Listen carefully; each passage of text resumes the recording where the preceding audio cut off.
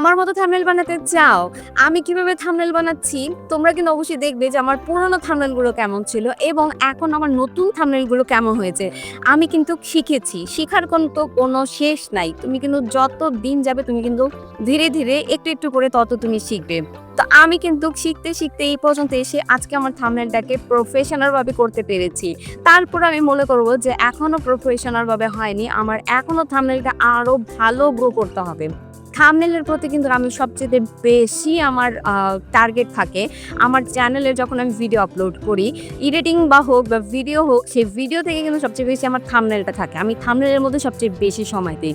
আমি যখন আগে থাম্বনেইলগুলো বানাতাম, আমার নিজের কাছেই ভালো লাগতো না। কিন্তু আমি থাম্বনেইল বানাতে পারতাম না। এখন কিন্তু আমি একদম প্রফেশনাল ওয়েতে থাম্বনেইল বানানোর চেষ্টা করছি। তো তোমরাও কি চাও যে আমার মতন একটা প্রফেশনাল ভাবে থাম্বনেইল বানাতে? তো কিভাবে বানাবে? আজকে মূলত তোমাদেরকে পুরো ভিডিওটা দেখার অনুরোধ করলাম। পুরো ভিডিওটা মনোযোগ সহকারে যদি দেখো তাহলে তোমরাও পারবে আমার মতন থাম্বনেইল বানাতে। আর আমার থেকেও হয়তোবা বেটার এবং আরো সুন্দর করতে পারবে। তো আমি জাস্ট তোমাদেরকে একটা আইডিয়া দেব, বেসিক আইডিয়া। যেই আইডিয়াগুলো, যেই টিপসগুলো তোমরা ব্যবহার করবে, যেই টিপসগুলো আমি ব্যবহার করেছি আমার থাম্বনেইলের ক্ষেত্রে। এই টিপসগুলো যদি তোমরা ব্যবহার করো, এতে করে কিন্তু তোমার থাম্বনেইলটা কিন্তু আরো বেশি সুন্দর হবে। তো আশা করছি পুরো ভিডিওটা মনোযোগ সহকারে দেখবে। ভিডিওটা দেখে যদি একটু ভালো লাগে, ভিডিওতে কিন্তু লাইক করে দাও, চ্যানেলটা সাবস্ক্রাইব করতে ভুলো না। তো চলো বন্ধুরা, ভিডিওটা শুরু করা যাক। থাম্বনেইল বানানোর জন্য আমাকে যা করতে হবে সেটা হচ্ছে পিক্সেল ল্যাব ওপেন করে নিতে হবে। আশা করছি তোমাদের পিক্সেল ল্যাব অবশ্যই ইনস্টল করা আছে। আর যদি ইনস্টল করা না থাকে তাহলে প্লে স্টোর থেকে ইনস্টল করে নেবে। কি কারণ পিক্সেল ল্যাব দিয়ে কিন্তু তুমি সবচেয়ে পারফেক্ট একটা থাম্বনেইল বানাতে পারবে, আমি যেটা মনে করি। কারণ আমার কাছে কিন্তু পিক্সেল ল্যাব অ্যাপটা একদম সহজ মনে হয় থাম্বনেইল বানানোর জন্য। তো চলো বন্ধু, আমি পিক্সেল ল্যাব অ্যাপটা ওপেন করে নিই। তো এখানে আমি পিক্সেল ল্যাবটা ওপেন করে নিয়েছি। ওপেন করে নেওয়ার পরে আমার এখান থেকে যে এই প্রথম যেই টেক্সটটা আছে, এই টেক্সটটা আমার ডিলিট করতে হবে। এটা আমি ডিলিট করে দিলাম। এরপর 3 ডটে ক্লিক করে আমার ইউটিউবের যেই সাইজটা আছে থাম্বনেইলের, সেই সাইজটা সিলেক্ট করে নিতে হবে। এরপরে এখানে যে কাস্টমে ক্লিক করলাম, ইউটিউব থাম্বনেইল ক্লিক করে ওকে করে দিলাম। আমার সাইজ সিলেক্ট হয়ে গেল। এরপরে এই যে এখানে বক্স আছে, এই বক্সের মধ্যে ক্লিক করে আমার এই যে কালার অপশানে ক্লিক করে আমার যেই থাম্বনেইলের কালারটা সেটা আমি সিলেক্ট করে নিব। যেমন আমি রেড কালার করে নিচ্ছি। রেড কালার করে নেওয়ার পরে এখান থেকে আমি যা করব, এখান থেকে আমি একটা বক্স আইডিয়া করব। যেমন আমি এখানে এই যে দেখো, এইভাবে আমি একটা বক্স করে দিলাম। এই যে বক্সটা আছে এখানে একটা ক্লিক করলে একটা বক্স অ্যাঙ্গেলে চলে আসবে। তো এইভাবে আমি কিন্তু আমার বক্সটা সেট করব। তো সেট করার জন্য আমার যা করতে হবে, এই যে প্লাস এখানে ক্লিক করলাম। প্লাস এখানে ক্লিক করে এখানে যে শেপ অপশন আছে, এই শেপ অপশনে একটা ক্লিক করে দিলাম। শেপ অপশনে ক্লিক করে আমার বক্সটার একটা মিনিমাম আইডিয়া করে নিতে হবে। যেমন এই যে দাগটা দেখতে পাচ্ছ, এই যে দাগটা অনুযায়ী আমার বক্সটার মিনিমাম আইডিয়া করে নিলাম। যেমন ধরো এই যে এখানে আমি একটা বক্স করে নিলাম, ঠিক আছে? এটাকে ওকে করে দিলাম। ওকে করে এটার কালারটা আমি হলুদ করে দিচ্ছি। করার জন্য আমাকে এই যে রাউন্ড শেপ আছে, রাউন্ড শেপে ক্লিক করে আমাকে এখানে কালার অপশানে গিয়ে আমার এই বক্সটার কালার এই যে হলুদ করে দিলাম, ঠিক আছে? আমার কালারটা হলুদ হয়ে গেল। এইভাবে এখন আমি এটাকে কপি করে নিব। এই যে কপি করে নিলাম, দেখো কপি হয়ে গেল। এই কপিটাকে টেনে আমি এই যে এখানে দিয়ে দিলাম, দেখতে পাচ্ছো? এই যে আমি যেভাবে দিচ্ছি এভাবে কিন্তু তোমরা সেম এভাবে দিয়ে দিবা, ঠিক আছে? দেখো যেভাবে তোমরাও ঠিক করে নিবা যদি তোমাদের বক্সটা পারফেক্ট না হয়। তো এই যে বক্স আছে, এই বক্সগুলোর মধ্যে আমার থাম্বনেইল ভরতে হবে। থাম্বনেইল কীভাবে ভরবো? আচ্ছা, আমি যে রেড যেই ব্যাকগ্রাউন্ডটা দিয়েছিলাম ওটা আমি একটু ব্ল্যাক করে দিই। ব্ল্যাক করে দেওয়ার জন্য আবার চলে গেলাম, এই যে ব্ল্যাক হয়ে গেল, ঠিক আছে? বক্সগুলোর মধ্যে কিছু ইউটিউবারের থাম্বনেইল আমি বসিয়ে দিব। তো একা একা দেখো আমি বসিয়ে দিচ্ছি। প্লাস এখানে ক্লিক করে আমার ফ্রম গ্যালারি থেকে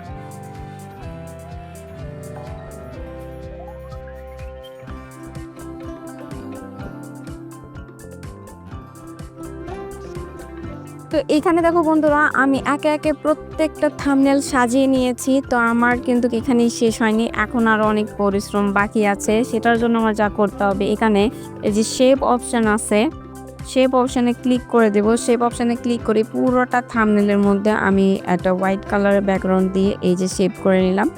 শেপ করে নেওয়ার পর ওকে করে দিলাম। ওকে করে এখান থেকে আমার কালারটা চেঞ্জ করতে হবে। যে কালারটা আমি চেঞ্জ করে দিচ্ছি। যেমন কালারটা আমি একটু, আমি রেড কালার রাখছি। রেড কালার রেখে এটাকে আমি একদম কমিয়ে দিচ্ছি। একটু মোশন ব্লার করে দেব, ঠিক আছে? এই যে দেখো আমি কিভাবে মোশন ব্লার করছি। এই যে এইভাবে ঠিক এতটুকু। এই যে মোশন ব্লারটা আমি ঠিক এভাবে রাখলাম, এতটুকু রাখলাম। ঠিক আছে? তোমরা দেখতে পাচ্ছ যে আমি কিভাবে রেখেছি। তো এরপর এখানে আমার যে একটা নিজস্ব যে একটা ফটো, নিজস্ব যে একটা পিএনজি সেটা আমার বসিয়ে দিতে হবে। প্লাস এখানে আবার ক্লিক করে ফ্রম গ্যালারি থেকে আমার ফটোটা সিলেক্ট করে নেব।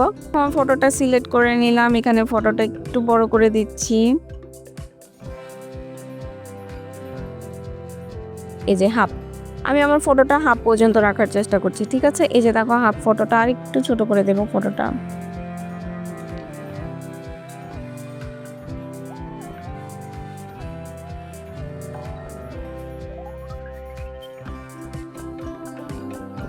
এই যে দেখো আমি কিন্তু আমার ফটোটা নিয়ে নিয়েছি। আমার ফটোটা ঠিক এভাবেই থাকবে, এতটুকুই থাকবে।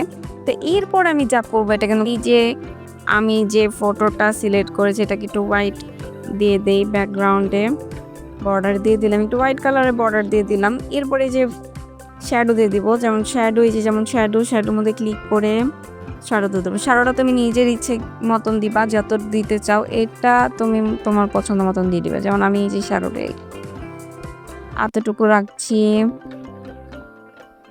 পরে এখান থেকে একটু শ্যাডো আরো দিতে পারো, চাইলে তুমি দিতে পারো। এই যেমন আমি একটু, তো এই যে দেখো আমি কিন্তু শ্যাডোটা দিয়ে নিয়েছি। দেখতে পাচ্ছো যে আমি কিভাবে কতটুকু শ্যাডোটা দিয়েছি। তো এরপরে যা করবে সেটা হচ্ছে, এটা মোস্ট ইম্পর্টেন্ট, এটা কিন্তু অবশ্যই মনোযোগ সহকারে দেখবে তোমার। এটাই কিন্তু থাম্বনেইলের মেইন। সেটা হচ্ছে আমার যে ফটোটা আছে, এই যে ফটোটার মধ্যে এই যে ব্রেন যেটা আছে এটা আমি একটু হাফ কাট করে দেবো। হাফ কাট করার জন্য আমাকে এখানে এই যে মাস্ক অপশানে যেতে হবে। মাস্ক অপশানে যাওয়ার পরে এটাকে আমি হাফ কাট করব। কীভাবে করবো একটু দেখিয়ে দিচ্ছি।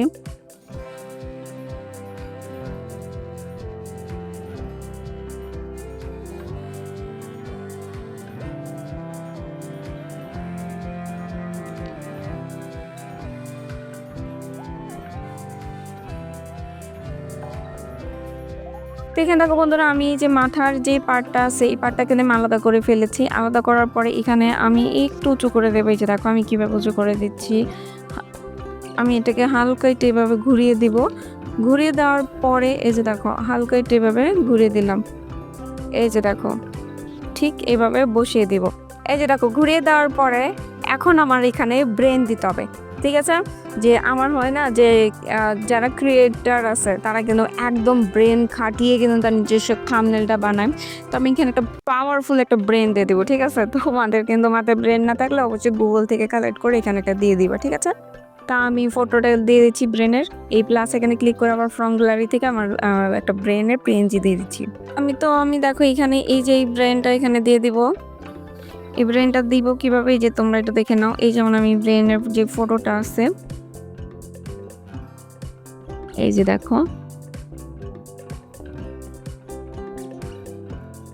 ব্রেনের যে ফটোটা আছে এটাকে আমি একটু ব্যাক করে দেব। ঠিক আছে? তো দেখো বন্ধুরা আমার ব্রেনের ফটোটা কিন্তু একদম পিএনজি আকারে বসে গেছে। কিভাবে বসে গেছে তোমরা দেখতে পারলে। এই যে দেখো, আগে একটু লক করে নিবে সবকিছু, নয়তো বা এইগুলো সব এলোমেলো হয়ে যায়। তো আমি এই যে দেখো ঠিক এইভাবে ব্রেনের ছবিটা বসিয়ে দিলাম। দেখো আমার কিন্তু একদম ফটোটা পারফেক্টভাবে সেট হয়ে গেছে। আমি বসিয়ে দিয়েছি, যে তোমরা আমি যেভাবে বসিয়েছি দেখো ঠিক এইভাবে তোমরা বসাবে। ঠিক আছে? তাহলেই কিন্তু তোমাদের থাম্বনেলটা পারফেক্ট হবে। যেমন এই যে দেখো, তো এখানে কিন্তু এখন পর্যন্ত আমার থাম্বনেল শেষ হয়নি, কারণ তোমার এখানে থাম্বনেলে কিন্তু মেইন কাজ করেনি। এখানে কিন্তু গ্লো দিতে হবে, তোমার পছন্দ মতন গ্লো দিয়ে নিবে। গ্লোর মধ্যে মানে তুমি যত পারো তুমি গ্লো দিতে পারো, এটা হচ্ছে তোমার উপর ডিপেন্ড করে। ঠিক আছে? তুমি যত গ্লো দিতে পছন্দ করো। আমি কিন্তু প্রচুর পরিমাণে গ্লো দিতে পছন্দ করি, তো আমি এখানে গ্লো দিয়ে নিচ্ছি।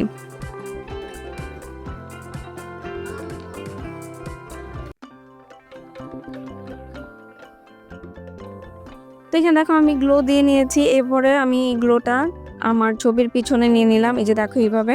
তারপর আরেকটা কপি করে নেব গ্লোটা।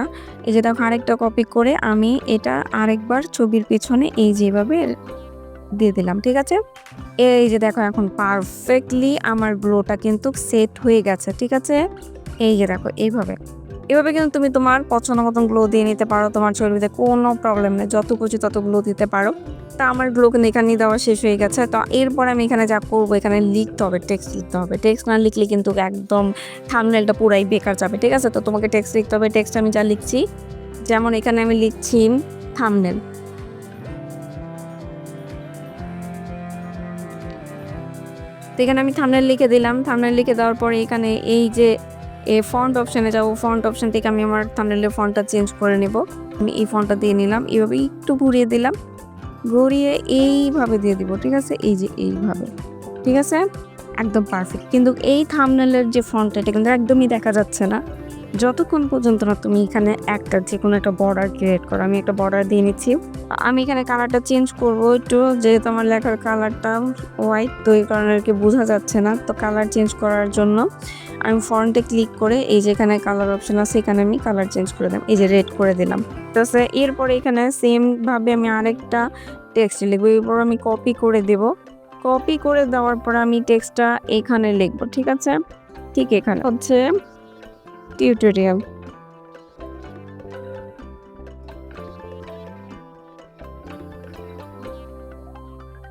দেখো আমি এখানে লিখে দিলাম টিউটোরিয়াল। আমি এটাকে লক করে দেব, লক করে এই লকটা খুলে দেব। এখানে আমি একটু কপি করে নেব, কপি করে এই যে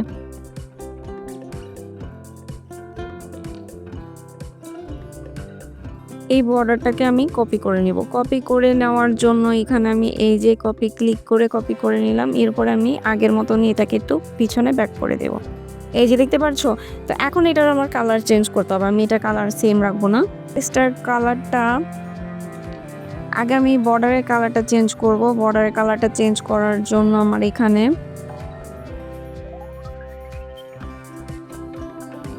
এই যে গ্রিন কালারটা নিয়ে নিচ্ছি।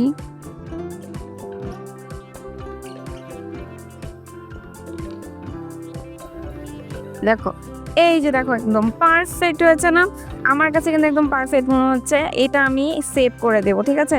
কিন্তু এই কালারটা একটু চেঞ্জ করলে